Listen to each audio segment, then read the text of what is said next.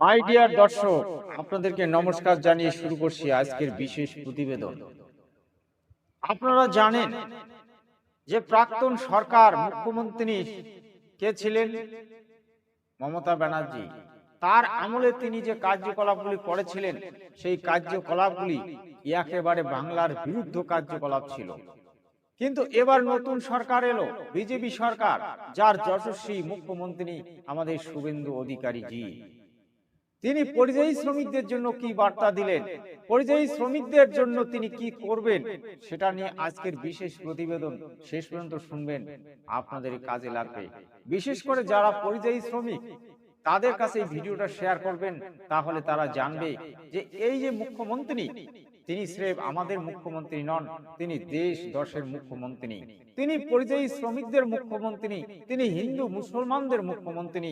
তো চলুন আমরা 1 মিনিট ওই মাননীয় মুখ্যমন্ত্রীর বক্তব্য শুনব। রেজিনগরটা দেবেন তো? দেবেন দেবেন একটা নয়, দুটো ব্রিজ দেব। পরিযায়ী শ্রমিকদের বাড়ি ফেরাবো, যত আবাস লাগিয়ে দেব, যা চাইবেন দেব, দুহাত ভরে দেব। সরকার বিজেপির থাকবে, 207 MLA, 8 করবেন, নন্দীগ্রাম জিতে 8 হবে, 9 করবেন না 8-এ রাখবেন, রেজিনগরের উপর নির্ভর করবে। কাকে পাঠাবেন? ঝগড়া করবে, ধমকাবে, কমিউনিটির কথা বলবে, হিন্দু মুসলমান করবে, মন্দির মসজিদ বলবে, না উন্নয়ন চাইবেন? উন্নয়ন যদি চান, হাতে কাজ, পেটে ভাত, মাথায় ছাদ, সোলার আলো, আরো স্কুল, আরো কলেজ, আরো রাস্তা, আরো ব্রিজ, ঘরে ঘরে নলে জল, কৃষকের অধিকার, পরিযায়ী শ্রমিক বাড়ি ফিরবে, তার স্ত্রী কন্যার পুত্রর সঙ্গে বাড়িতে থাকবে, বাবা মা সেবা করবে। তিনি যে বক্তব্য যদি চান পদ্ম ফোটাতে হবে, দেবেন তো? চলেছি আমাদের যশস্বী মুখ্যমন্ত্রী, তিনি যে ভাবনা, তিনি যে ভাব, তিনি যে প্রেরণা নিয়ে এসেছেন, তার জন্য তাকে আমরা হাজারো ধন্যবাদ জানাই। দর্শক দেখুন, যে গত সরকারটি ছিল, সেটি ওই 500, 1000, 2000 টাকা দিয়ে মানুষের ভোট ব্যাংক, মানুষকে কিনে নেওয়ার চেষ্টা করেছিলেন, ভোট ব্যাংকের রাজনীতি করেছিলেন। তিনি বাংলাদেশ থেকে মুসলমানদেরকে, বাংলাদেশ থেকে হিন্দুদেরকে এখানে নিয়ে এসে নিজস্ব ভোট ব্যাংক তৈরি করার চেষ্টা করেছিলেন এবং তিনি তা করেছিলেন। কিন্তু আমরা এই সরকারের আমলে কি দেখলাম? বাংলাদেশি হটাও, পশ্চিমবঙ্গ বাঁচাও, বাংলাদেশি হটাও, ভারত বাঁচাও। একদম রাইট। কিন্তু আমি যেটা লক্ষ্য করলাম দর্শক, কিছু তো বাংলাদেশি চলে গেল, কিন্তু পুরোটা গেল না। তবে তার পুরো যাওয়ার জন্য মাননীয় মুখ্যমন্ত্রীর কাছে আমি প্রার্থনা জানাই যে আপনি যারা বাংলাদেশি এখনো আছে, তাদেরকে এখান থেকে ভাগান, নইলে পশ্চিমবঙ্গ কিন্তু ফেটে পড়বে। কি কারণে ফেটে পড়বে তার ব্যাখ্যাটি দেব। কারণ পশ্চিমবঙ্গে যে হারে জনসংখ্যা বেড়ে যাচ্ছে, তাতে পশ্চিমবঙ্গে মানুষের কাজকর্মের কোনো জায়গা নেই। অর্থাৎ কত মানুষকে কাজ দেবে সরকার? লোক সংখ্যা যদি বেশি হয়, তাহলে কিন্তু সরকার নিয়ন্ত্রণ রাখতে পারে না।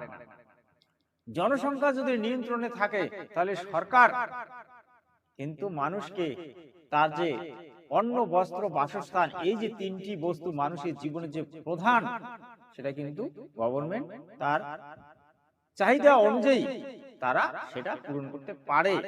কিন্তু যদি দেশের জনসংখ্যা বেশি হয়, সেখানে কিন্তু আর সেই কন্ট্রোলটা থাকে না। কারণ আমার কাছে 1 লক্ষ টাকা, সেই 1 লক্ষ টাকা দিয়ে আমাকে সমাধান করতে হবে। আর যদি লাগে 2 লক্ষ টাকা, তাহলে কিন্তু তাকে ঋণ করতে হবে। যেমন মমতা ব্যানার্জি করেছিল 2 লক্ষ কোটি টাকা ঋণ। তিনি কৃষক বন্ধু, তারপরে লক্ষ্মীর ভান্ডার, তারপরে কত ধরনের বেকার ভাতা, কত ধরনের প্রকল্প তিনি খুলে দিয়েছেন, যেগুলো ইনকাম আমাদের পশ্চিমবঙ্গ থেকে হতো না। যার কারণে মমতা ব্যানার্জির সরকার ঋণ করে এই প্রকল্পগুলি চালাতো, কিন্তু সেগুলি জনসম্মুখে তিনি তুলে ধরতেন না। তিনি ভোট ব্যাংকের রাজনীতি করেছিলেন। তিনি মনে করেছিলেন যে এভাবে আমি একদিন উইনিয়ার হয়ে যাব, আমি টিকে যাব এবং পশ্চিমবঙ্গের মানুষকে বোকা বানিয়ে আমি চিরদিন মুখ্যমন্ত্রিত্ব করব, কিন্তু সেটা তার হলো না। সরকারকে এখন থেকে সরকারকে সমস্ত কিছু খুলে বলতে হবে, নইলে ওই সরকার টিকে থাকতে পারবে না। এই যে শুভেন্দু বাবু সরকারকে যে নিয়ে আসা হয়েছে, বিজেপি সরকারকে, এটা পরিশোধিত সরকার। এই পরিশোধিত সরকারকে জনগণ দেখতে চায় তিনি ওই প্রাক্তন মুখ্যমন্ত্রীর আমলের যে কার্যকলাপগুলি সেইগুলির কতটা তিনি সংশোধন করেন, কতটা তিনি সঠিক করেন, কতটা তিনি ভুল করেন। তারপরের আগামী 5 বছর কিন্তু নির্ণয় হবে যে এই বিজেপি সরকারটা থাকবে থাকবে না। হিন্দু মুসলমান কোনো দাঙ্গা নয়, ধর্ম কোনো দাঙ্গা নয়, যে যার ধর্ম পালন করতে পারেন, কোনো অসুবিধা নেই, কিন্তু নিয়ম শৃঙ্খলা মেনে যাতে অপরের কোনো ক্ষতি না হয়, এটা কিন্তু আমাদের মুখ্যমন্ত্রী তিনি তার ভাষণে বলেছেন। নিজে বাঁচাও অপরকে বাঁচাও, এটা নিয়ে তার রাজনীতি চলছে। এবং তিনি আরো বলেছেন যে ডেভেলপ হবে, উন্নতি হবে, সবটাই হবে, কিন্তু আইন শৃঙ্খলা রক্ষা করে হবে। উন্নতি হবে, কলকারখানা হবে, সবকিছু হবে, কিন্তু সবটাই আইন মাফিক হবে। আমরা বামফ্রন্ট সরকারের আমলে কি দেখলাম?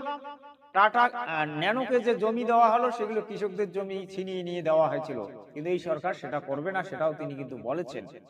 তারা আইন অনুসারেই জমি ইনভেস্ট করবেন, জমি দেবেন, তাতে কোনো রকম কোনো কারো অসুবিধা হওয়ার কথা নয়।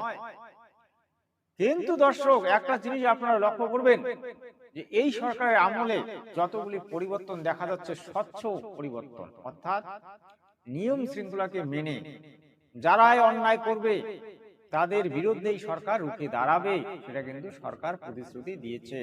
সে যে কেউ হোক, তার দলেরই হোক আর অন্য দলেরই হোক, সেটা কিন্তু সে বলেছে। তবে দেখুন, সবটা যে হবে এমনটা নয়। দেখুন, তালকে তিল হয়।